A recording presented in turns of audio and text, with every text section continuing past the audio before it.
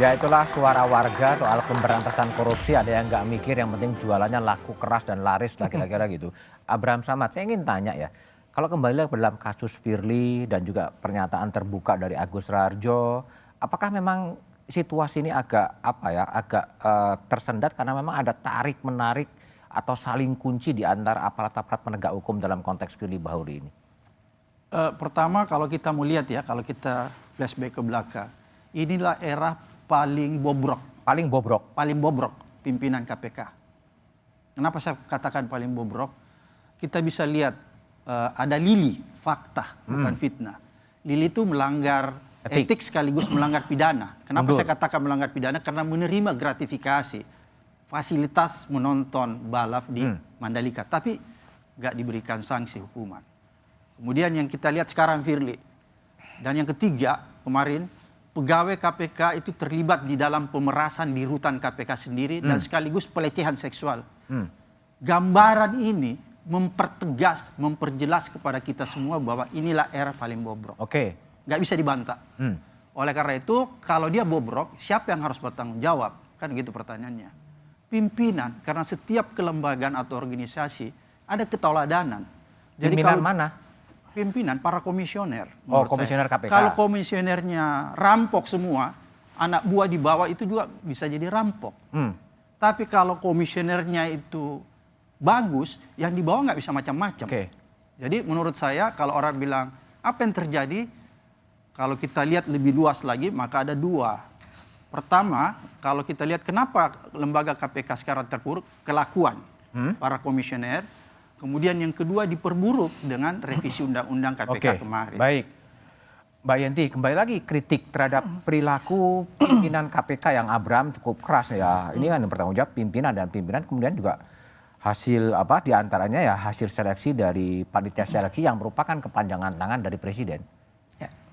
Ya, jadi gini ya. Jadi memang pada akhirnya kan pansel mendapatkan angka 20 ya, 20 pada waktu itu memang kondisinya memang beda ya pada waktu itu karena waktu kita menyerahkan juga ke 20 ke 10 itu juga di istana juga sedang ada demo dari Papua dan sebagainya.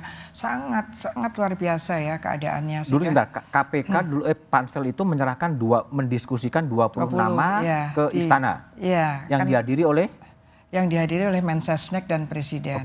Dan kami bersembilan. Dari 20 nama itu kemudian dipilih 10? Dipilih 10. Yang milih pansel atau presiden?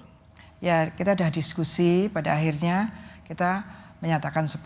Tapi sebetulnya ya seandainya dari 10 itu ada presiden yang tidak suka, itu sebenarnya boleh saja. Bahkan waktu yang pertama dulu yang zaman Pak Agus Raharjo, itu DPR pernah menyampaikan gini, nanti kalau 10 orang dari pansel yang ibu-ibu arisan ini kita tidak suka, kita kembalikan semua. Artinya apa? Pansel itu hanya menyediakan 10 kan. Setelah itu presiden mau nolak boleh, DPR menolak boleh. Itu emang aturannya seperti itu. Bahkan kita dibilang ibu-ibu arisan. Kalau nggak ada yang bagus kita akan kembalikan. Oke. Jadi ketika 20 itu disampaikan kepada presiden, itu sebenarnya kan ada beberapa nama polisi ya? Ada Firly Bahuri, ada Antam November, ada seorang Polwan gitu. Itu gimana proses mengerucut pada Firly yang penolakan publiknya cukup keras? Iya, jadi kan kita di pansel sendiri kan bersembilan ya. Bersembilan itu juga kita, kalau saya membayangkannya gini, kalau nilai sampai pada akhir ya Pak Abraham, itu Pak Firly masuk. Termasuk integritas itu kan kita ada tes psikologi, terus ada tes kesehatan jiwa oleh RSPAD. Nah di tes itu masih bagus. Ketika kita menanyakan kalau ada tes kesehatan jiwa yang seperti ini, misalnya ini apa kemungkinannya, kalau yang buruk apa udah dibahas semuanya. Artinya pansel juga nggak mungkin asal-asalan gitu ya. Kalau itu nggak boleh ya nggak boleh, pasti kita nggak berani. Kan di sana waktu yang 10 tahun yang lalu malah ada yang kemungkinan ada potensi bunuh diri tinggi, ada yang tidak tahan tekanan, ada yang begini-begini, kan kita diterangkan oleh dokter ahli kesehatan jiwanya juga ya, diterangkan pada kita. Jadi kita nggak main-main lah tentang itu. Dari hasil itu semua firm gitu ya. Jadi nggak ada masalah. Dan kemudian setelah itu dengan ramenya seperti ini dan pansel 10 tahun yang lalu saya juga ikut, saya tanya kan, akhirnya kan selalu diributkan kan. Kemudian saya tanya kepada dokter ahli kesehatan jiwa itu bahwa apa yang dihasilkan pada waktu itu tuh per dikit gitu ya, per periodik lah. Itu tidak mungkin, itu tidak menjamin 4 tahun ke depan atau 2 tahun ke depan itu mesti seperti itu. Oh, Artinya ada berubah. pengaruh-pengaruh Tapi mesti gini, Bu, ada. Ya. Mbak Yanti, ini kan dulu pertimbangan di istana sampai kemudian meloloskan Firly sebagai dari 20 menjadi 10, sementara penolakan publiknya begitu besar, itu sebetulnya apa sih? Kalau boleh tahu gitu. Ya, kalau di Pansel sendiri pada waktu itu kan memang kita kan itu gaduh sekali ya. Gaduh itu juga Pansel bukannya tenang-tenang saja. Saya sendiri ini gimana ya, kok gaduh sekali, polisi awalnya banyak sekali kita mulai potong-potong. Yang kita potong tuh polisi itu bukan nggak bagus loh sebetulnya. Tapi memang penolakan masyarakat atas banyaknya polisi itu nggak mau. Nggak mau. Tapi kenapa kemudian dipilih? Kalau saya sebagai akademisi waktu itu kalau memungkinkan memang harus ada jaksa dan polisi ya.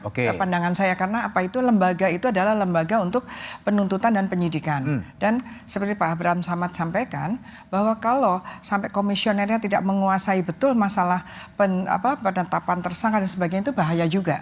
Kan di bawah juga bukan berarti nggak main-main kan, bisa saja Gini, main. Bu, itu kan sebenarnya kalau yang sejauh yang saya lihat itu selain Pak Firly kan ada Pak Antam November. Yang kemudian yang diajukan kemudian Firly itu sebenarnya pilihan Pansel, pilihan presiden, atau pilihan siapa?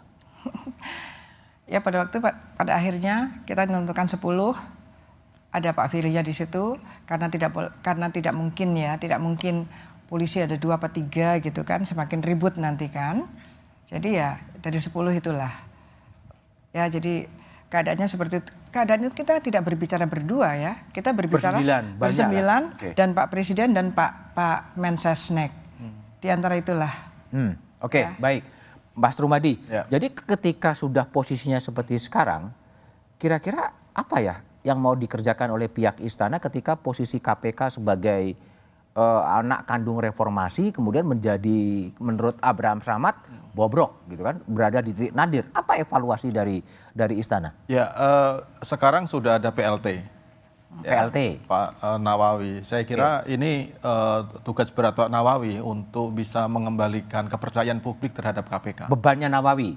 Salah satu yang paling punya... Istana akan melakukan apa? Ya, kita akan melakukan monitoring terus-menerus terhadap apa yang dilakukan oleh Pak Nawawi untuk mengembalikan kepercayaan publik terhadap KPK, karena memang ini situasi yang sangat tidak menguntungkan bagi pemberantasan korupsi. Ini di satu hal. Tapi jangan lupa bahwa KPK itu bukan satu-satunya lembaga yang melakukan pemberantasan korupsi. Oh, masih ada yang lain? Kita masih ada lembaga yang lain, kejaksaan. Saya kira kejaksaan juga. Artinya apa? No worry lah, nggak usah worry lah. Bukan begitu, bukan no worry. Kita tetap bagaimanapun KPK adalah satu lembaga atau institusi yang memang diberikan mandat khusus untuk melakukan bukan hanya pencegahan, tapi juga melakukan koordinasi dan fasilitasi dengan KL-KL untuk melakukan pencegahan korupsi. Jadi memang ini satu lembaga yang diberikan mandat, tetapi kita nggak bisa menafikan bahwa situasinya sekarang sangat berat.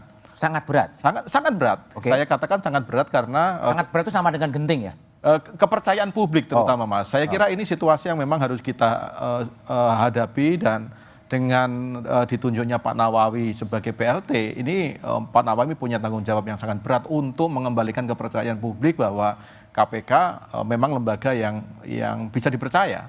Dan waktunya tidak terlalu lama, kira-kira hanya 1 tahun, sehingga... Tahun karena diperpanjang MK ya? Iya, karena ada perpanjangan putusan MK itu, sehingga Pak Nawawi tidak punya waktu yang terlalu banyak. Tapi kita melihat langkah-langkah yang diambil oleh Pak Nawawi sekarang ini kita monitoring terus-menerus, apakah Pak Nawawi mengambil langkah-langkah yang signifikan untuk mengembalikan merecovery KPK atau tidak. Karena sekarang terus terang terjadi demoralisasi, saya kira. Dengan pimpinan KPK, ketua KPK menjadi tersangka, itu pasti akan pukulan yang sangat berat terhadap insan KPK, dan pukulan yang cukup berat terhadap pemberantasan korupsi, saya kira. Baik.